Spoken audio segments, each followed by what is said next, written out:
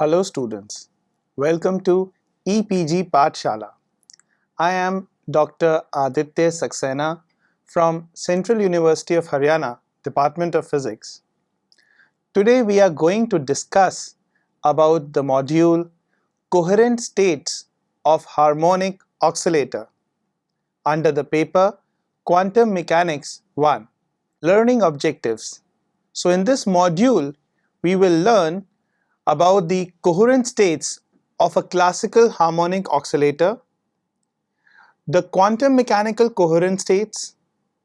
Then we learn about the coherent states as the eigenvectors of the operator. And finally, we learn about the expansion of the states in terms of the harmonic oscillator eigenvectors or the keta vectors. So students, firstly, the properties of the stationary states, that is the eigenvector phi n of the harmonic oscillator, have been studied in the preceding modules. We have seen that the mean values of the position operator x and the momentum operator p of the oscillator are 0 in such a state. It is, however, well known in the classical mechanics that the position x of the and the momentum p are oscillating functions of time, which become 0 only if the energy of the motion is 0. It is therefore expected that the quantum mechanics must yield the same results as classical mechanics in the limiting case when the harmonic oscillator has energy much greater than the quantum h cross omega. In the present module, we shall study to construct such quantum mechanical states leading to physical results which are in conformity with the classical ones, at least for a macroscopic harmonic oscillator. We shall find that these quantum states are coherent linear superposition of all the states phi n described by the eigenvector phi n. These are called the coherent states of the harmonic oscillator. As earlier pointed out, there are many physical situations where the use of harmonic oscillator proves to be an important tool to analyze a wide variety of phenomena. In the domain of quantum optics, for instance, coherent states introduced by Glauber are being currently used quite extensively. Equations of motion. Starting with the classical equations of motion of mass and angular frequency omega, we can write that the equation of motion with respect to position, that is, the time derivative of position as a function of time, is equal to 1 upon mass times the momentum as a function of time. Similarly, the time derivative of the momentum as a function of time, that is d by dt of the momentum as a function of time, is equal to minus mass times omega square times the position as a function of time, xt. Now, in order to perform the corresponding quantum mechanical calculations, that is, if we have to move from these classical equations of motion involving the mass and the angular frequency to the corresponding quantum mechanical equations, then we need to introduce the operators in the dimensionless form. That means that the position and the momentum need to be replaced by their corresponding operators, which are dimensionless. And when we do this, the position operator x as a function of time turns out to be equal to alpha times the position x as a function of time. Similarly, the momentum operator as a function of time turns out to be equal to 1 upon h cross alpha whole times the momentum as a function of time, where alpha is given by under root mass times the angular frequency whole upon h cross, and alpha has the dimension of 1 upon length, so that the position operator as well as the momentum operator turn out to be dimensionless. So we can also see that while alpha has the dimensions of 1 upon length, h cross alpha has the dimensions of momentum. Now, in terms of these quantum mechanical operators of position and momentum, the above classical equations of motion can again be written as time derivative of the position operator xt is equal to omega times the momentum operator pt, and similarly the time derivative of the momentum operator pt turns out to be equal to minus omega times the position operator xt. Motion of oscillator represented by a circle. So just like in classical mechanics, we can represent the motion of an oscillator by a circle. Similarly, here also in quantum mechanics, we can accordingly do the same. So we start with the set of two coupled equations that we have got earlier, and these can be cast into a single equation which is given as the time derivative of the function beta with respect to time is equal to minus iota times omega times beta as a function of time, where the operator beta as a function of time is equal to 1 upon under root 2 whole times the position operator xt plus iota times the momentum operator pt. And the solution of the above differential equation turns out to be beta as a function of time is equal to beta naught exponential to the power minus iota times omega times t, where the value of the constant beta naught is given as beta naught is equal to beta at time t equal to 0, and this turns out to be equal to, after substituting for t equal to 0 in the above equation for beta, as beta naught is equal to 1 upon under root 2 whole times the position operator x at t equal to 0 plus iota times the momentum operator p at t equal to 0. The time evolution of the state given by the above equation has a simple geometrical interpretation. The state of the harmonic oscillator is represented by the complex number beta as a function of time, which corresponds to a point, say A as a function of time, in the complex plane. The initial position of the point is determined by beta at t equal to 0, whose modulus gives the amplitude of the oscillation, and the time-dependent exponential factor phase determines the instantaneous position of the point, which moves in a circle with angular frequency minus omega. Energy of classical oscillator. Now we note that if we use the classical oscillator, that is the harmonic oscillator, as a circle, then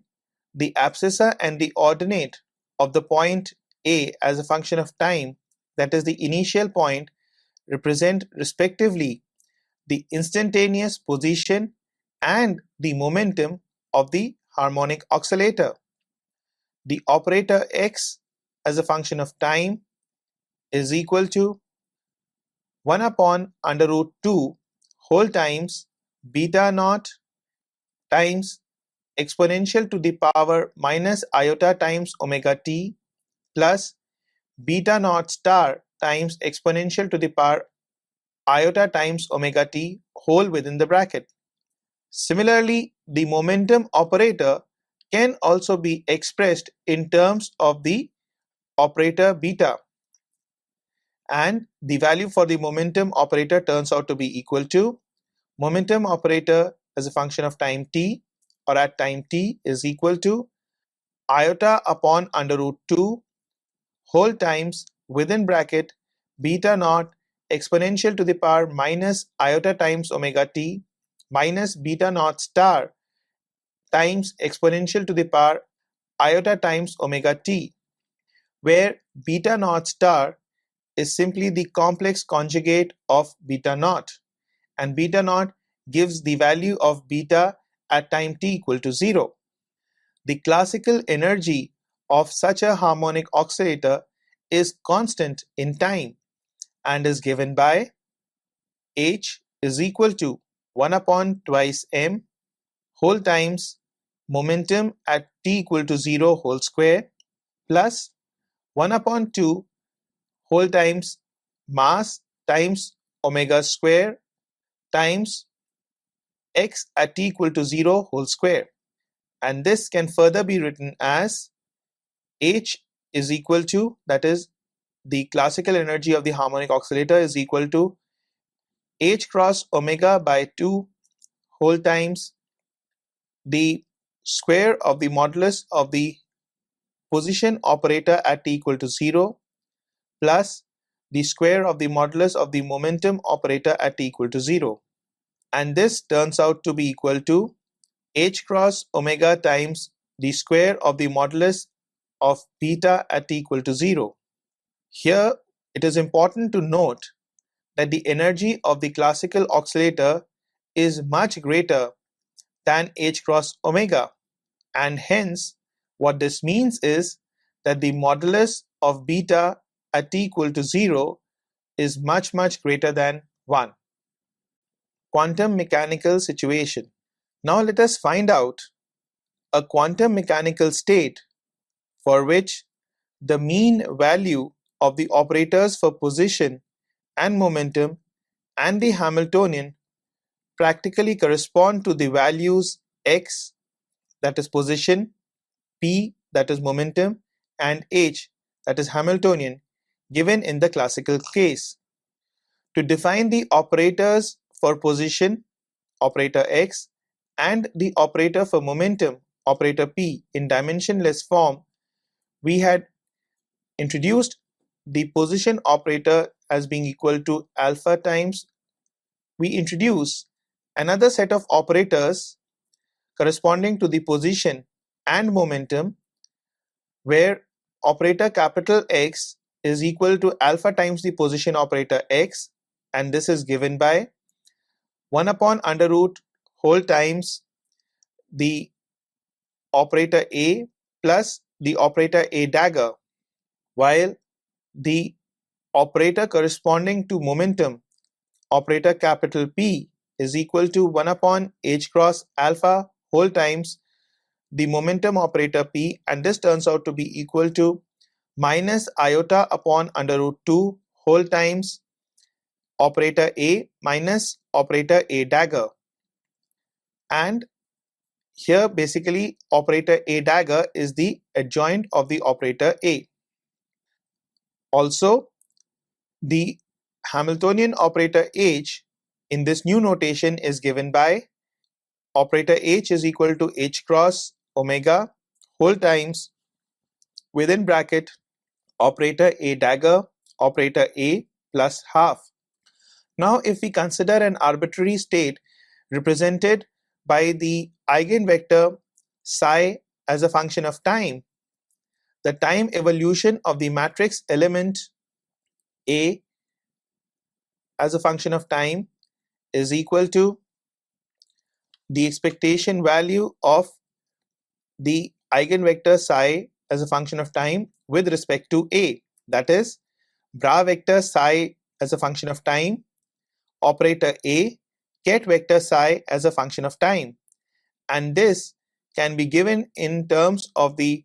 differential equation as iota times h cross times the derivative with respect to time of the matrix element operator A as a function of time, and this is further given as the expectation of the commutator of the operator A and the Hamiltonian operator H as a function of time. Now, substituting for the value of the commutator of the operator A and the Hamiltonian operator H, which is given by H cross omega whole times the commutator of the operator A with operator A dagger times operator A, and this turns out to be equal to H cross omega operator A. The above equation, that is the above differential equation representing the equation of motion, reduces to iota times derivative with respect to time of the matrix element A operator as a function of time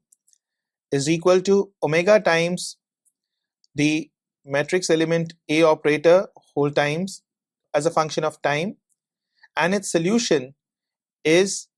matrix element operator A as a function of time is equal to matrix element operator A at t equal to 0 whole times exponential to the power minus iota times omega t. The time evolution of the matrix element thus can be given as, for the operator A dagger, as matrix element operator A dagger at time t equal to t is equal to the expectation value of the eigenvector psi t with respect to operator A dagger, that is bra vector psi as a function of time operator A dagger ket vector psi as a function of time. The time evolution equation for the operator A dagger at time t equal to t satisfies the complex conjugate equation matrix element operator A dagger at t equal to t is equal to matrix element operator A dagger at t equal to 0 whole times exponential to the power iota times omega t. If we look at these equations, we find that these equations are analogous to the classical case. Here, the matrix element A dagger at t equal to t can further be written as matrix element A star at t equal to 0 whole times exponential to the power iota times omega t. Now, using these equations that we have got for capital X and capital P corresponding to the position and the momentum operators, we get that the matrix element for the operator capital X at t at time t is equal to 1 upon under root 2 whole times within bracket matrix element A at time t equal to 0 whole times exponential to the power minus iota times omega t plus matrix element A star at time t equal to 0 whole times exponential to the power iota times omega t. Similarly, the operator capital P corresponding to the momentum operator we can also write in terms of its complete matrix elements as the matrix element for operator capital P at time t is equal to minus iota upon under root 2 whole times within brackets matrix element A at time t equal to 0 times exponential to the power minus iota times omega t minus matrix element A star at time t equal to 0 times exponential to the power iota times omega t. Now, when we compare these results with the results that we had obtained earlier, we find that it is necessary and sufficient to set at time t equal to 0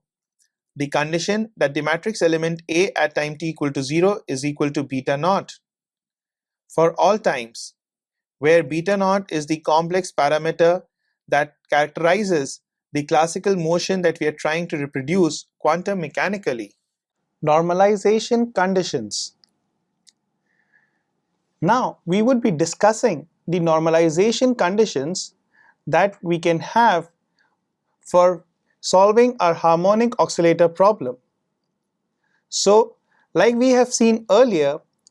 what we are trying to do is firstly to represent the position and the momentum operators as raising and lowering operators, and then to further get the formalism to a point where we can even represent the raising and the lowering operators by a common parameter which we have called beta. So now in this particular section, what we will do is that we will study these normalization conditions with respect to the parameter beta and the generalized lowering or the raising operator A. So the normalized state vector must satisfy the condition, which is that the bra vector psi 0 operator A ket vector psi 0 is equal to beta naught, or in other words, the expectation value of psi 0 with respect to operator A should turn out to be equal to beta naught. We therefore require that the expectation value of the Hamiltonian operator is given by h cross omega, expectation value of the operator A dagger, operator A at 0 plus h cross omega by 2 in order to be equal to the classical energy H that is given earlier in the equations. Since for a classical oscillator the modulus of beta naught is much greater than 1, therefore in the above equation, which describes the expectation value of the Hamiltonian operator, we can neglect the term h cross omega by 2 when compared to the term h cross omega times the square of the modulus of beta naught. Thus, as a second condition, we can write the expectation value of the vector eigenvector psi 0 as bra vector psi 0 operator A dagger operator A ket vector psi 0 is equal to the square of the modulus of beta naught, or equivalently the expectation value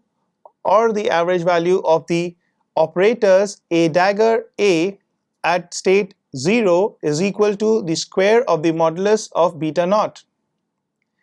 In order to see if these conditions are sufficient to normalize the state vector ket vector psi 0, we consider the coherent states as eigenvectors of the operator A. Eigenvector associated with classical coherent state. Now, let us define the operator B as a function of beta naught as operator B as a function of beta naught is equal to operator A minus beta naught. Thus, using this definition, we have that operator B dagger as a function of beta naught, operator B as a function of beta naught turns out to be equal to operator A dagger times operator A minus beta naught times operator A dagger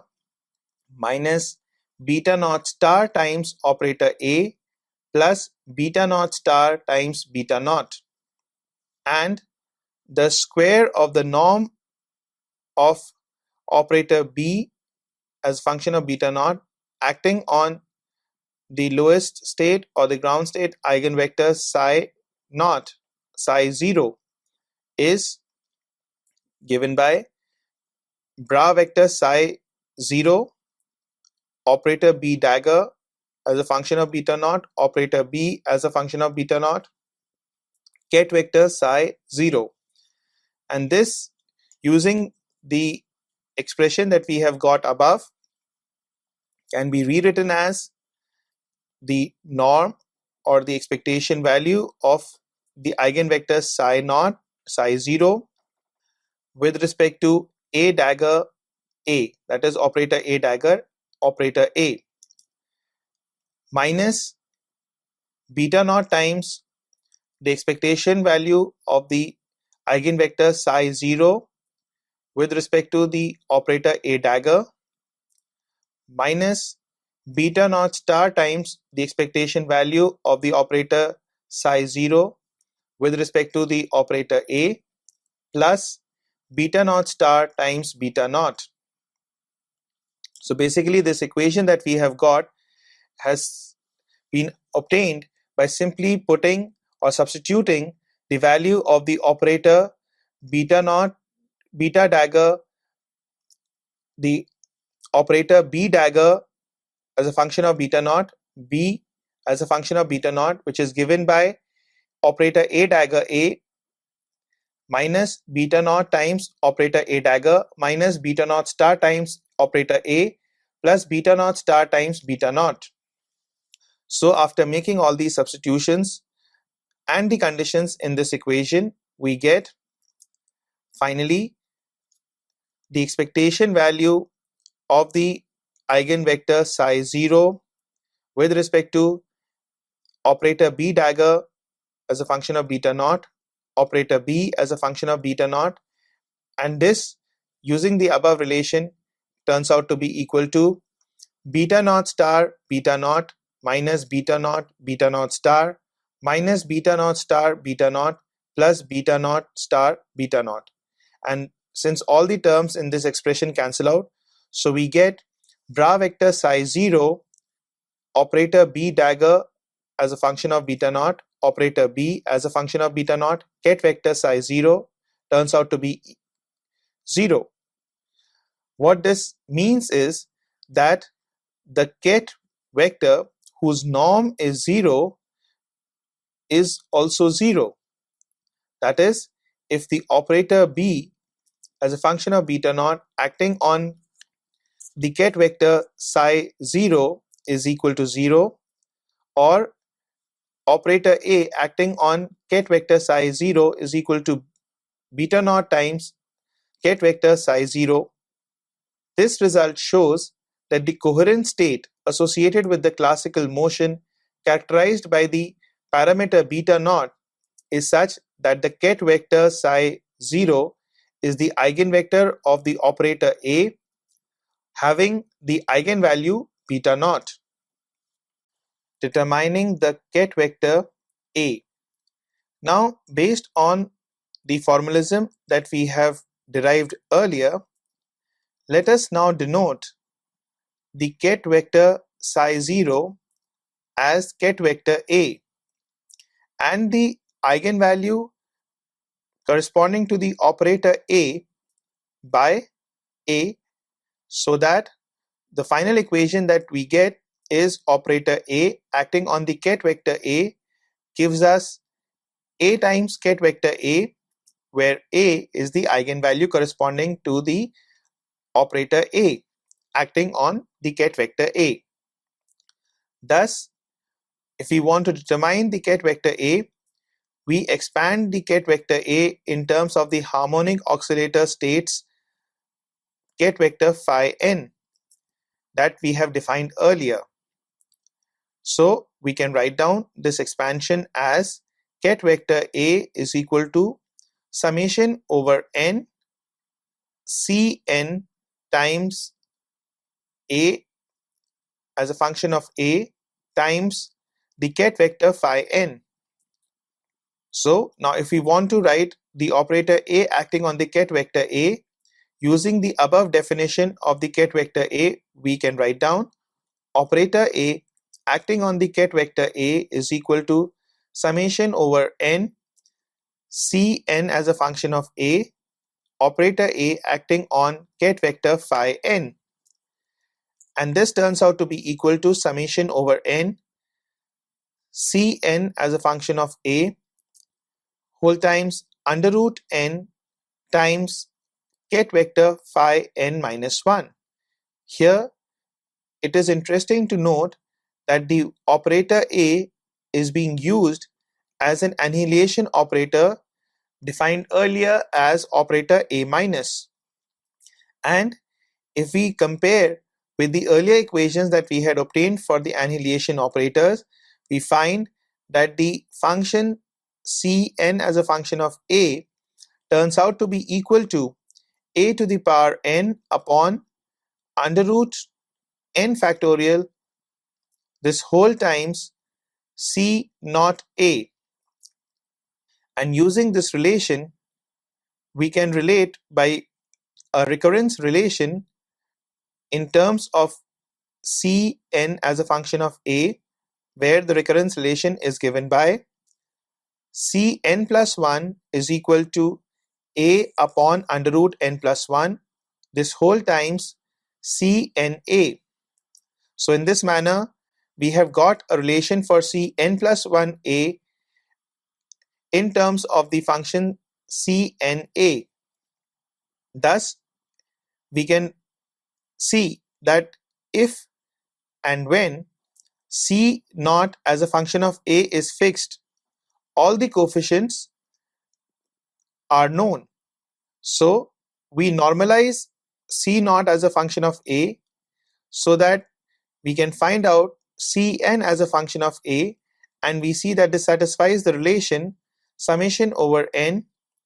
square of the modulus of Cn as a function of a gives us 1. That is, we actually get the normalization condition. Determination of the ket vector a. Now, using all the relations that we have obtained earlier in the equation for Cn as a function of a, rather we finally get the square of the modulus of C naught as a function of a whole times summation over n modulus of a whole to the power 2n upon n factorial is equal to square of the modulus of C naught as a function of a whole times exponential to the power modulus of a square, and this using the normalization condition turns out to be equal to 1. Thus, if we choose appropriately C naught as a function of a to be positive and real, we have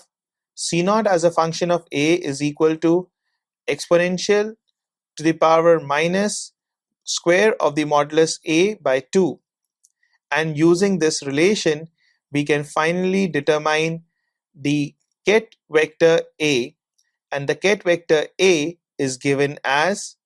exponential to the power minus modulus a whole square by 2 whole times summation over n a to the power n upon under root n factorial times ket vector phi n.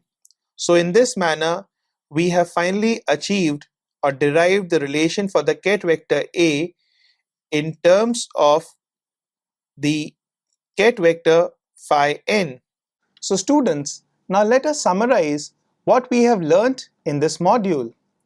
We started with how to characterize the classical equations of motion of a one-dimensional harmonic oscillator to construct the coherent state. Then we went on to know the conditions that are needed to define the quantum mechanical coherent states.